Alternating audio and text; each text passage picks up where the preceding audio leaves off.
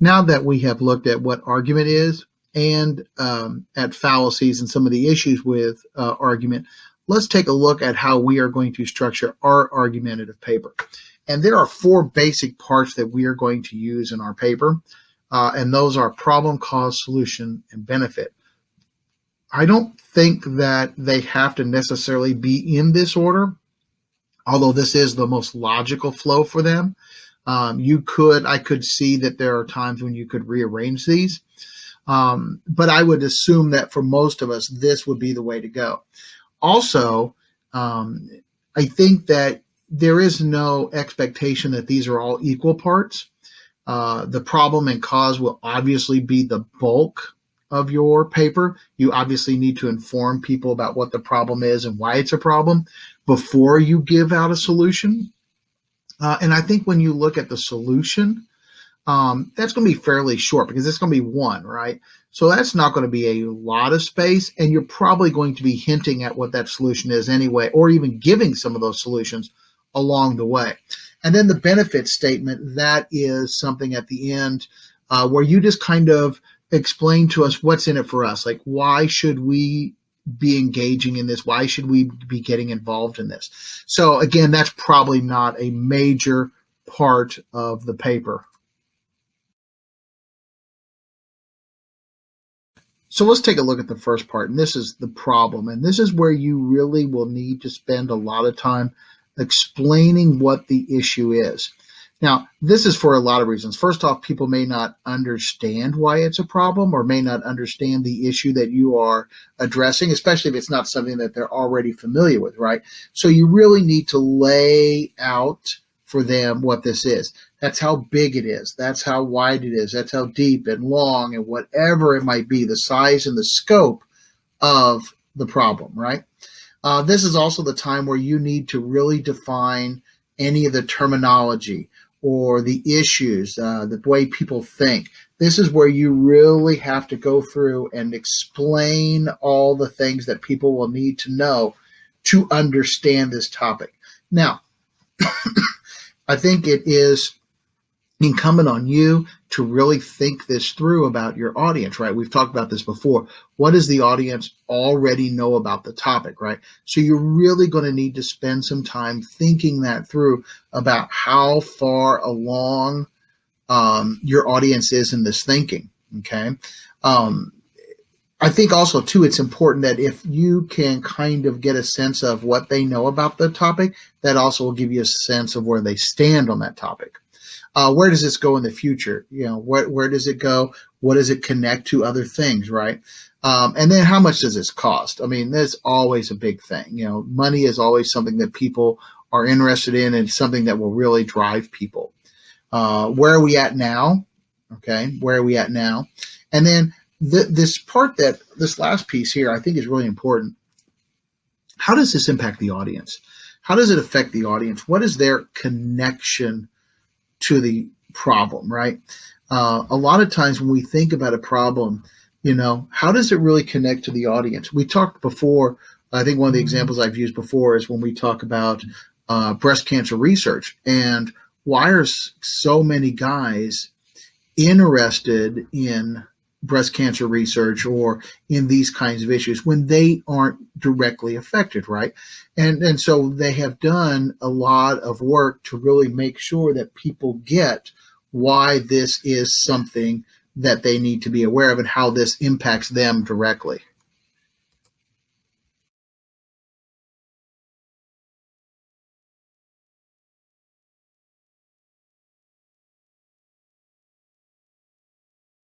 I think the next step then is we really need to explain where this problem has come from, what has made it evolve to the place that it is now.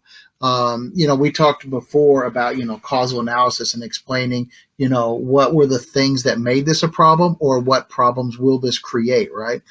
So we talk about the historical causes, the scientific evidence and the study of what has led up to this, what has brought this to bear, brought this to this place, right? And so we really need to be able to explain to people, you know, kind of its evolution, if you will, right? Where it's coming from, where it's going.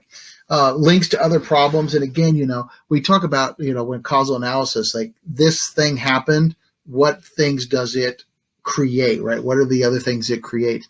A lot of times when we see problems, we also talk about like unintended consequences or other areas that this, brings up.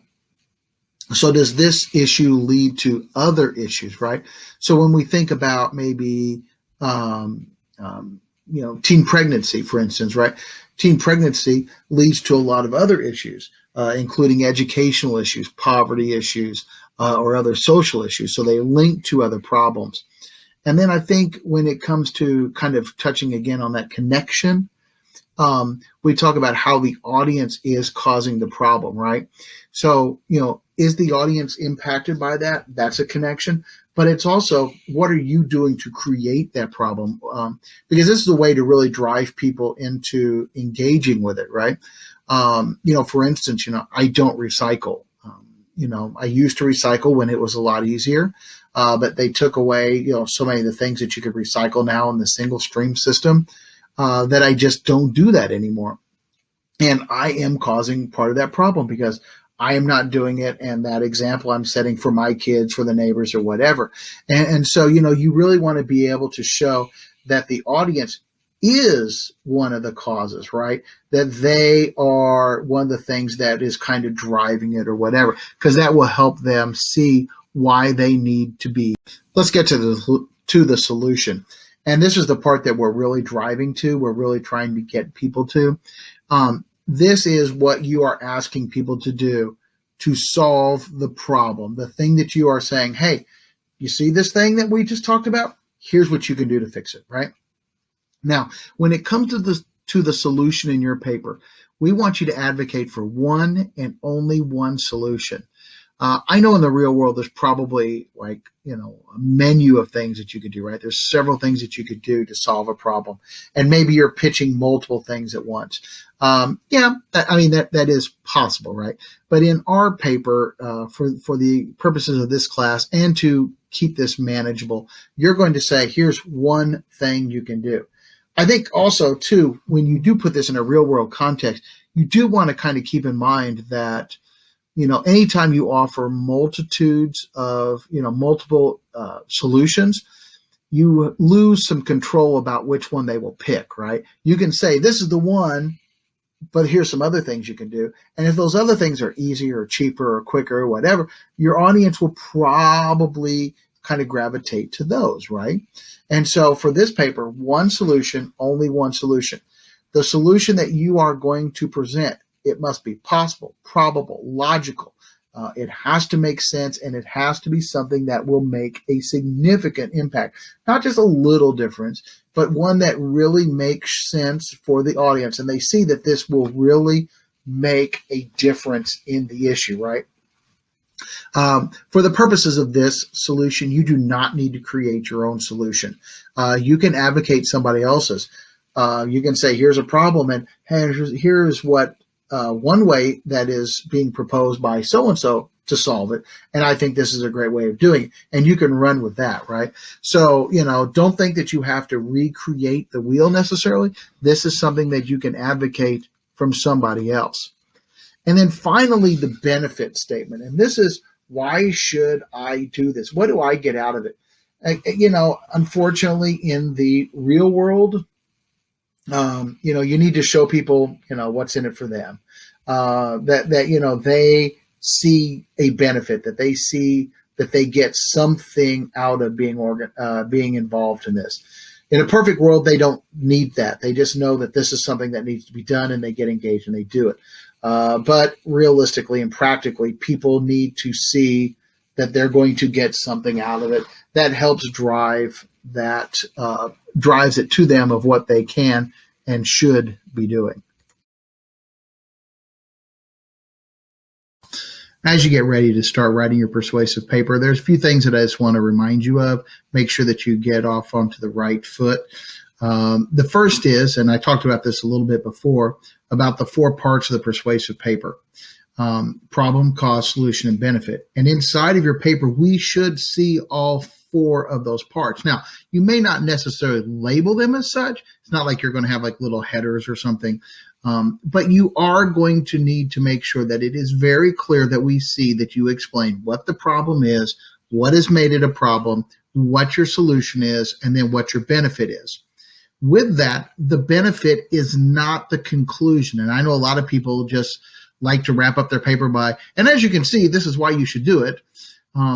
The benefit statement is really that, what is it in it for me? Why should I extend myself? Why should I really, expend something, money, time, energy, effort, whatever, capital, to be involved and to make this a solution? There is, and again, I think I said this before, there is no magic proportion of how much each one of these sections is in the paper. The bulk of your paper will be the problem and the cause. I could realistically see the solution being a couple paragraphs, explaining what it is and what difference it makes and how it would work, and then a paragraph for the benefit. I could see that, but there is no magic proportion, and there's no like certain amount that I need to see of each one necessarily. As you are writing this paper and as you are kind of exploring this paper, really remember that what we've talked about before about including your own personal story in the paper. Okay. And we talked about before the ad hominem attack, right? And so when you are writing this paper, you want to be very cautious about how much personal story you add in, because anytime that a skeptical audience or an audience that isn't necessarily totally 100% behind you sees that, they might think that this is your attempt to seek maybe attention or sympathy or whatever it might be. And it may not be. It's probably not what you're trying to do, but they will use that against you, like, oh, why are they writing it? Or this is why they're writing it, or da-da. And so it's so much easier, like we've talked about before, to judge you instead of your ideas and your content. With that, you also do not want to use I in the paper. There should be no I, me, my, us, we, no first person references. And I would really suggest against the second person reference because it's just too casual for this type of paper. Now, if you felt like you really had to include a first or second person reference, you felt it was totally necessary for what you're trying to do, then you want to make sure to limit that to the first opening introductory paragraph, or even better, the conclusion.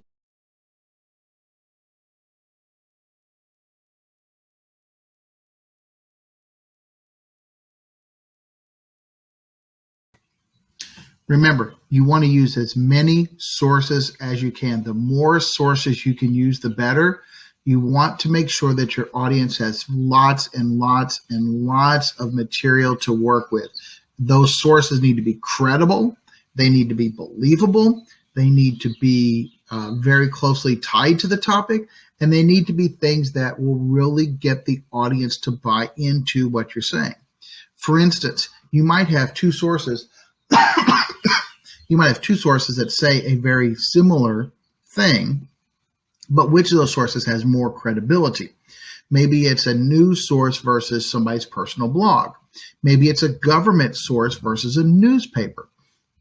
And so what you really, really, really want to look at is which of those sources will do the best job of convincing my audience to really see my point, to really buy into my point, and really say, here, yes, I will do what you're saying. Really think about, in general, what would your audience think about this topic? For instance, is it a topic that, generally speaking, the audience would be very willing to listen to you on? It's a little bit easier to convince them on this, right? Because they already see that it's an issue and you're just helping them get involved. But what if it's a topic that they just don't see as really relevant? How do you convince these people that this is something they need to be very concerned about?